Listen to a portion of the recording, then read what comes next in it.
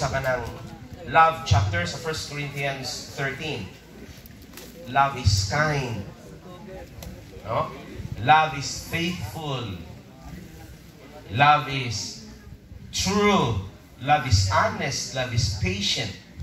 So, mga ng quality sa love.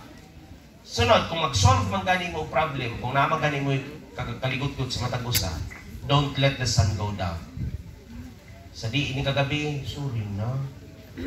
Niya ang babae, bisan unsa na siya diya ka iso, ayaw diya nga magpabilin nga iso. Kay kung ikaw nga lalaki, kung mag-away gid mo, lupig gid mi ang babae. Pilar may kusog gid sa bahay kung tinud-on gid sa laki. Pero kung tinud-on gid na nimo og gakos, sorry na lagi. Inubanan niya. Mao na giingon, walang matigas na tinapay sa mainit na kape. Kung sa man ang tigas kay nga pan, isok-isok ko sa kuan. Di ba lumoy? Bisag unsa kalakot sa babae. Bawa na. Lumoy gid. Pura kita nga mga lalaki kay dili man ta multitasking, isa ra man gyud mahimo, himuon nato na. Oh, ako siya kisan. Wagi. Unya bisag suko na ikaw gyud. Ano? Ayaw sunod da. Lumoy. Video ako ito sa picture. Hari ay. Unya kanang mga magic words. Hindi na ito kalimutan. Kung sa mga magic words. Sugod sa itong pagagamay, itudluan taon sa magic words. Kung sa magic words? I love you. Pero kanang pagpaubos eh, I'm sorry.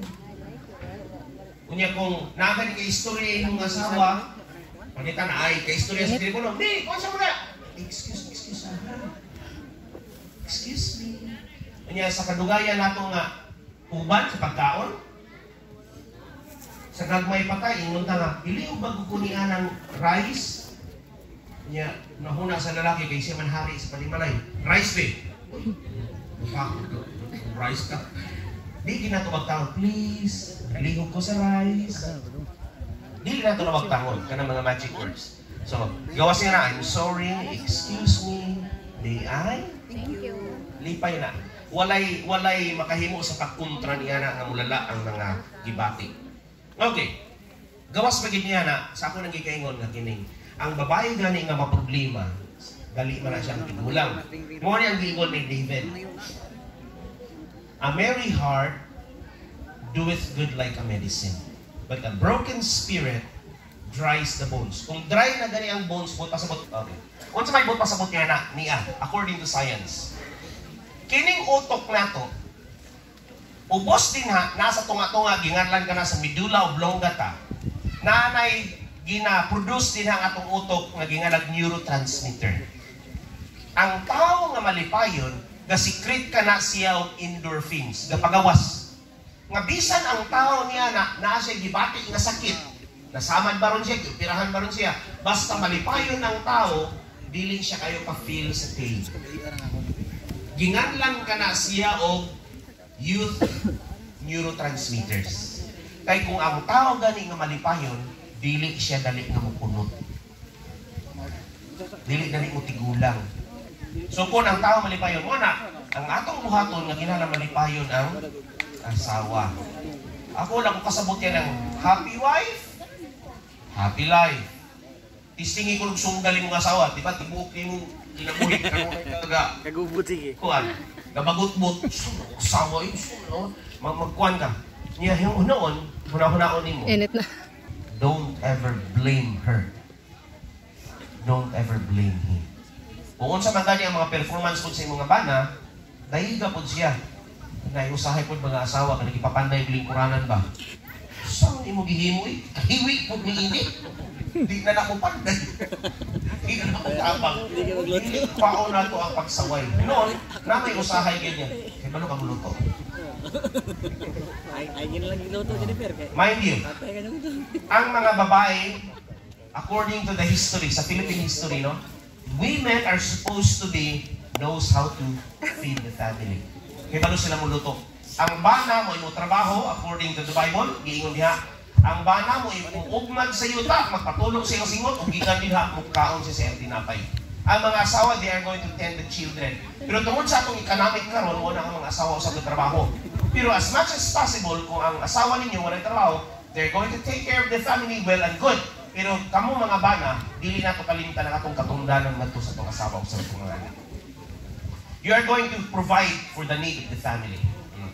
So, karon kung ang kining babae nga ni malipayon kay tungod sa iha nga paghimo diha, naay uban nga mga lalaki nga gi-interview.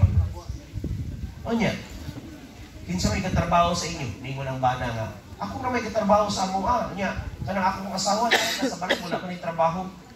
Sunod na pod, nya kinsa man ang gagasto sa inyong mga kuryente? Ako ra, kaya ako ra man katrabaho, akong asawa mo na trabaho.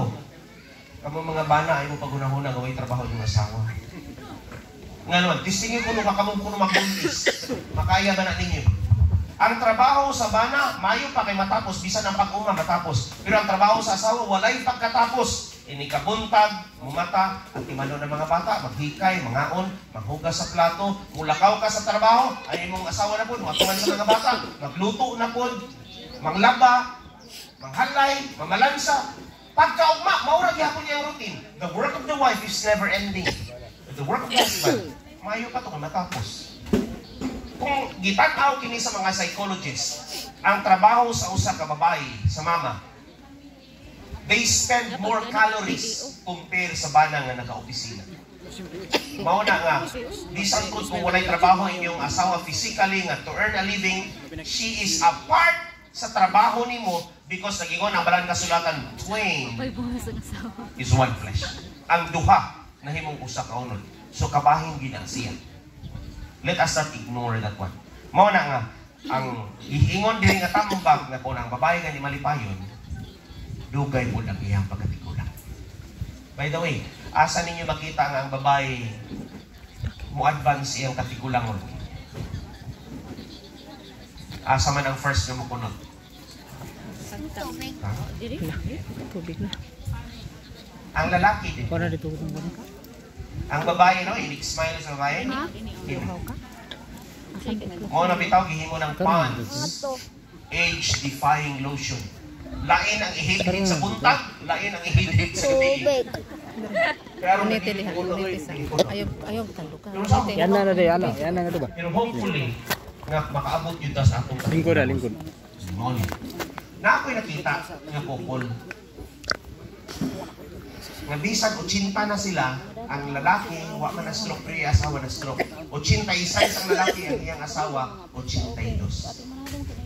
Kung manglakaw sa karsada, kay naaraman sa Luyos Hospital, ilang balay niyo, manglakaw sa karsada, iyang asawa gagawin niya. Pero, usahay ang mga lalaki, no, kung gulang na, magpataka na laglakaw, usahay, maguna ang bana, magsunod ang asawa. Pero kanto siya, maglakaw ang asawa, ang lalaki, nagit sa danger zone. Kung uli ang karsada, dili ang lalaki, ang babae na dili sa safe. Naguyod ang asawa niya. Pagpindo itong talo, makaabot ko niya ng idara. Hindi rin. Pinunta ang magbulag. Eh, mo bigyan ang tuyo sa mga dili gid magbulag ang kami niyo. Una nga, i-preserve din na kay Diyos ang nagbukos ngayon. Karon, ingon ini. I would like you to promise